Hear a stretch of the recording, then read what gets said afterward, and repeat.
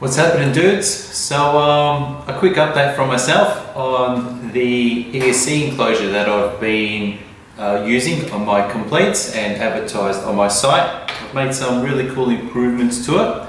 I did take a look at what everybody else was doing with their ESC enclosures, and I thought, can I go in the opposite direction and do something different? And I thought, yeah, hell yeah, I can do whatever the bloody hell I want, right? So when I thought, what could I do different that nobody else is doing? I thought, well, hang on.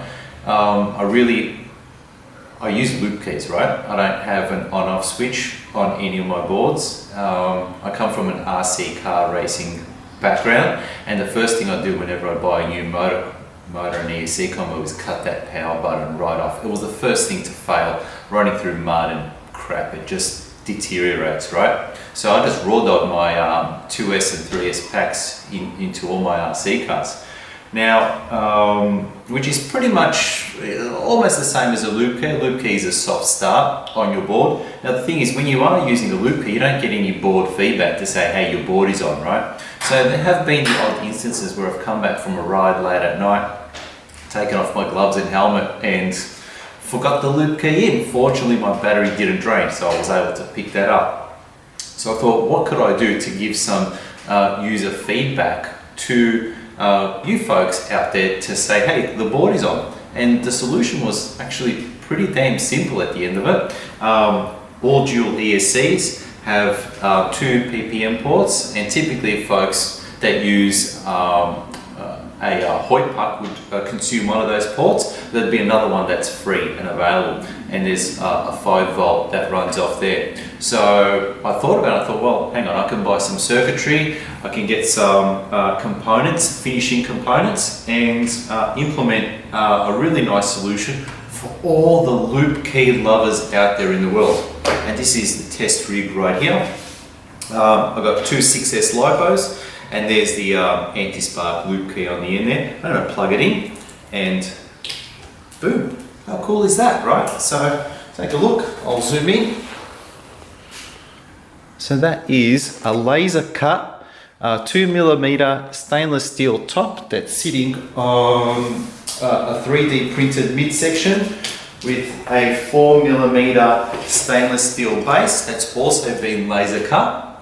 And one of the challenges with getting anything laser cut is a flat file, right? So you don't get any of the nice countersunk bits added on there. Fortunately for me, my father-in-law is a retired fitter and turner, and he was able to give it a really nice finish in countersinking all the screw holes, so that way the mounting is still flush. There's a 2 M6 screws sitting in there. Your ESC would sit on top of there, and you can put some thermal paste on there if you really wanted some really good heat transfer capabilities as well. The 2 thread inserts, they're M6 thread inserts. I think you'll need about an 8.5mm drill bit with these guys. They're a bit wider on the top. The total width, including the thread, is 11.5mm. So 8.5, and give that drill bit a bit of a wiggle just in case, because these are known to strip their thread if you don't get the hole correct. I typically include a couple extra for folks to have a test, right?